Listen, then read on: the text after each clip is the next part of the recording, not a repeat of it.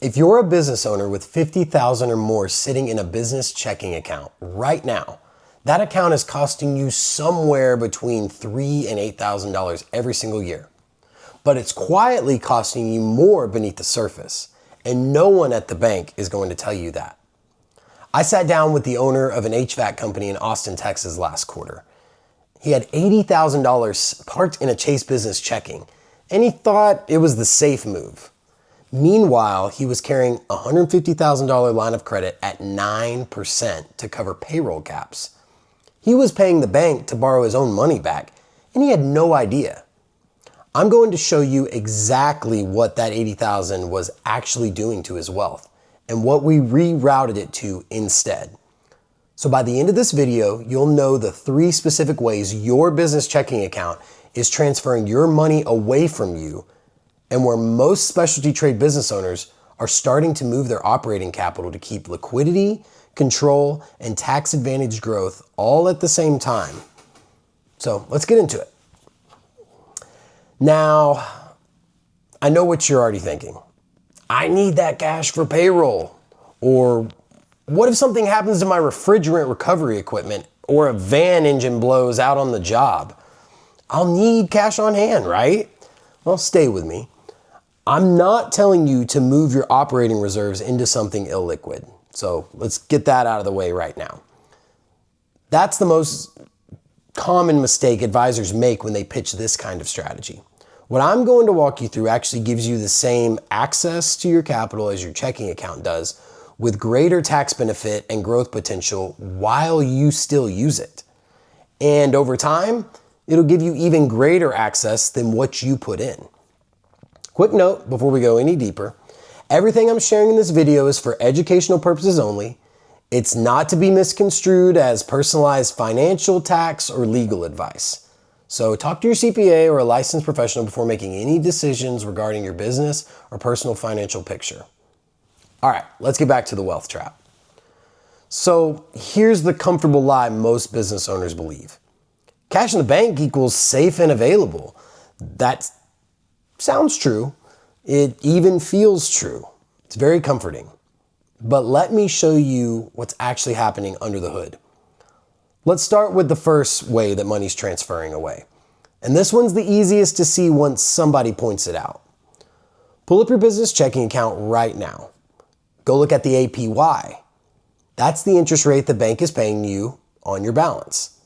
For most business checking accounts at the big banks like Chase, Wells Fargo, Bank of America, Truist, it's 1/100th% on a typical average banking or checking account.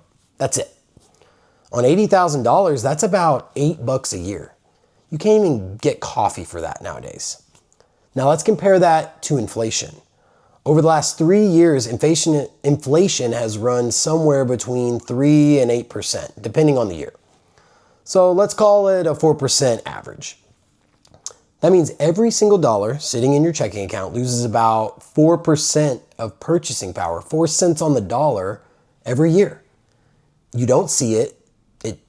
You can't tell it's coming out of the account. The balance doesn't go down. But what that money can actually buy, fuel, groceries, clothes, that's shrinking every month. You just let it sit there. It's the hidden tax given to us by our government. Do the math on $80,000 at 4% inflation. That account is losing you $3,200 a year in real purchasing power off inflation alone. Every year, the bank is paying you $8 on that deal. That's transfer number 1. Inflation is quietly reaching into your account every month and skimming off the top, and you can't see it on any statement. So here's the friction. Most business owners look at their balance, they see the number hasn't gone down and assume, well, nothing's happening. Nothing moving means safe, right? But nothing moving is exactly the problem. A dollar that isn't growing is a dollar that's shrinking. There is no neutral in the game of finance. Write this number down. Get a pen. Whatever your checking balance is, multiply it by 0.04. And of course, obviously, that's what inflation is costing you this year alone in your specific situation. Here's the second transfer. And this one, once you see it, you can't unsee it. When you deposit, say, $80,000 in your business checking account, the bank does not put that money in a vault with your name on it. That's not how banking works anymore.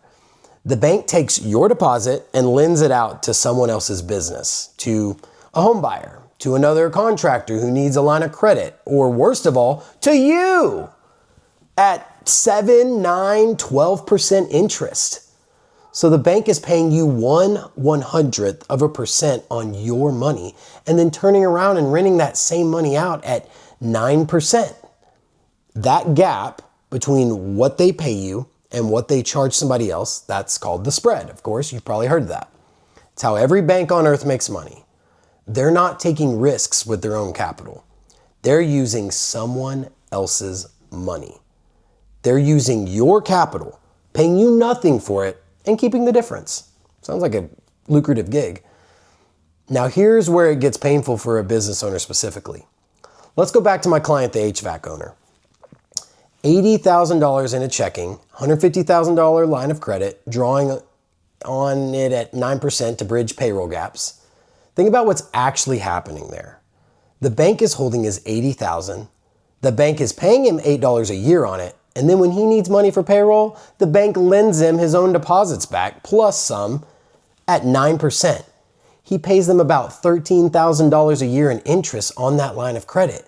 So he's giving the bank 80 grand for free and then paying him 13 grand a year to borrow it back as a thank you for doing business. He is losing on both sides of the spread. That's transfer number 2. Every business owner who keeps significant cash in a bank and carries a line of credit on the same balance sheet is financing that bank's business with their own money. You're their favorite customer. You are literally paying them to profit off you. The friction here is that it feels normal. Everybody does it. Your dad probably did it. Your banker certainly recommends it. And every other contractor you know does it.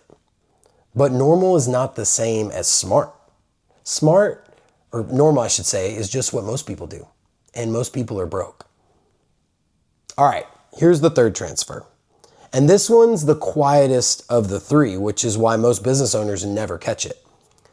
Every dollar sitting in your business checking account is a dollar that's already been taxed. You worked hard. You earned revenue, you paid your dues, you paid business expenses, you paid self-employment tax or distribution tax, depending on the structure. And what's left over? What's sitting in that account right now? It's post-tax money. That's important because that post-tax money now has 3 jobs it could be doing. It could be growing tax favored somewhere, it could be positioned to come out tax-free later, or it could be earning you deductible expenses that reduce this year's tax bill instead. But it's doing none of those things. It's sitting in a checking account earning pennies, growing nothing and deducting nothing. Here's the way the tax code actually works. The IRS rewards money that's moving into retirement accounts, into depreciating assets, into legitimate business investments. That money gets tax treatment. Money that's standing still in a checking account gets no tax treatment at all. You already paid tax on the way in, and you'll pay tax again on any interest that it earns on the way out. And you get 0 benefit for keeping it there. Let me put a number on it for a specialty trade business owner. If you have, say, the $80,000 again in idle checking, and that same $80,000 could have been positioned in a vehicle that grows tax advantage at a conservative 4 to 5%, you're giving up somewhere between $3,000 and $4,000 a year in tax advantage compounding. Over 10 years with reinvestment, that's $40,000 to $60,000 of wealth you never built, on money you already had with hardly any additional risk. That's transfer number 3. The tax code is designed to reward positioning. And idle cash in a taxable account is one position the tax code helps the least, to be honest. So let's add this up. Transfer 1, inflation skimming $3,200 off the top. Transfer 2, the bank pocketing the spread while you pay interest on their line of credit. And transfer 3, the tax benefits you're walking away from by just parking capital in a taxable account. On $80,000, a conservative estimate of what you're losing every year across all 3 of those transfers is somewhere between $8,000 to $12,000. per year, forever. For as long as that money stays parked. So the obvious question is, where should you put it instead? Now I'm going to give you the answer, but I first want you to have your skeptic hat on for this because, well, quite frankly, you should.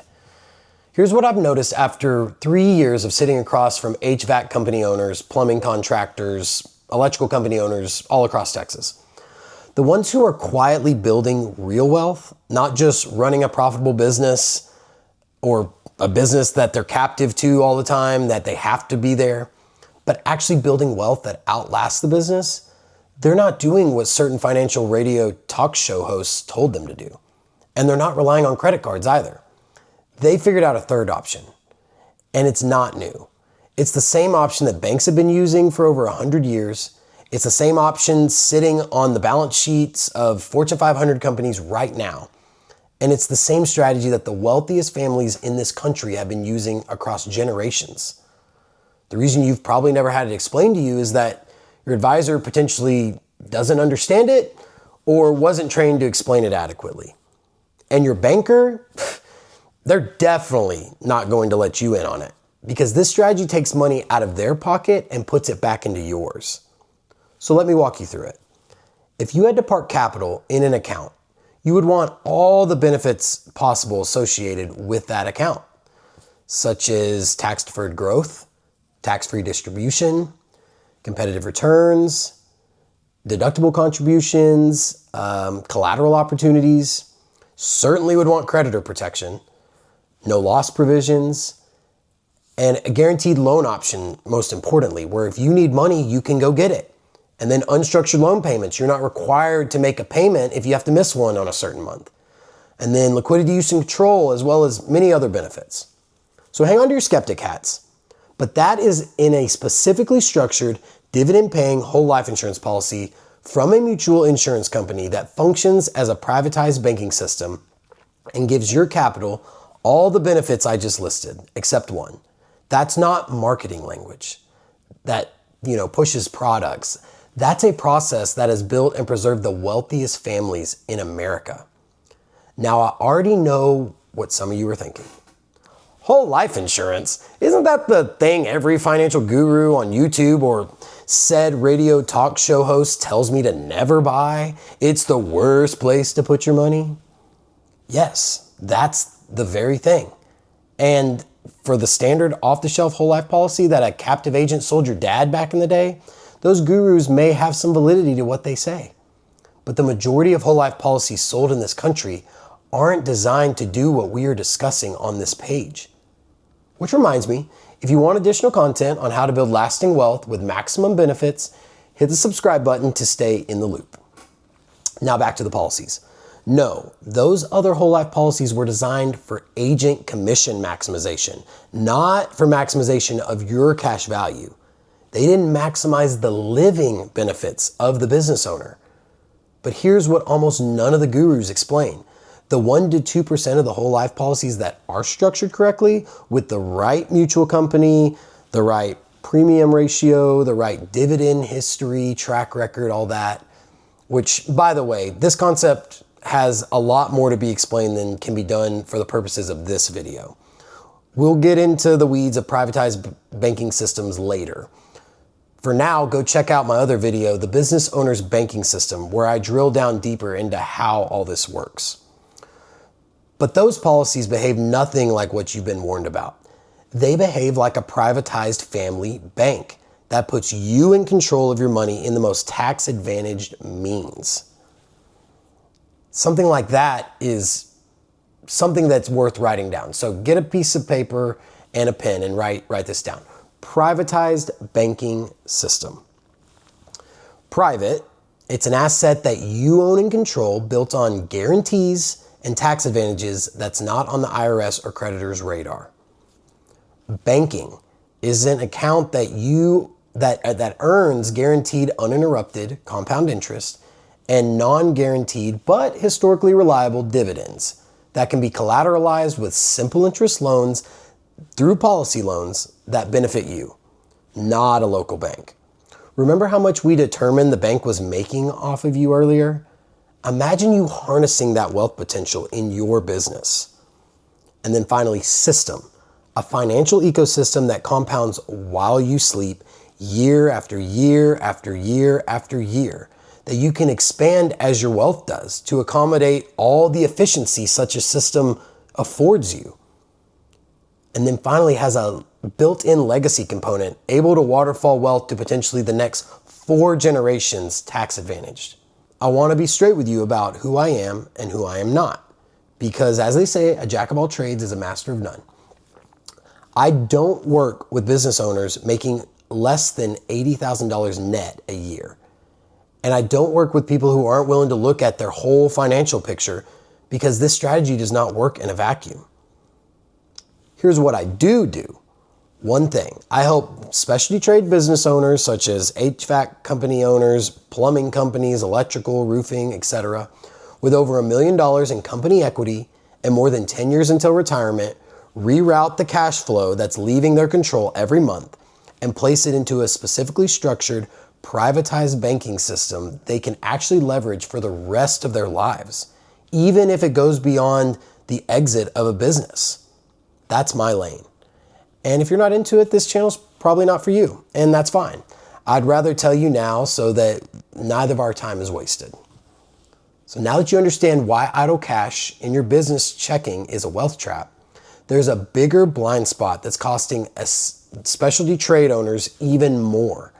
And it's hiding in plain sight every time you buy a truck or a piece of equipment with cash. So in the next video, I'll show you exactly why paying cash for business equipment is killing your wealth potential.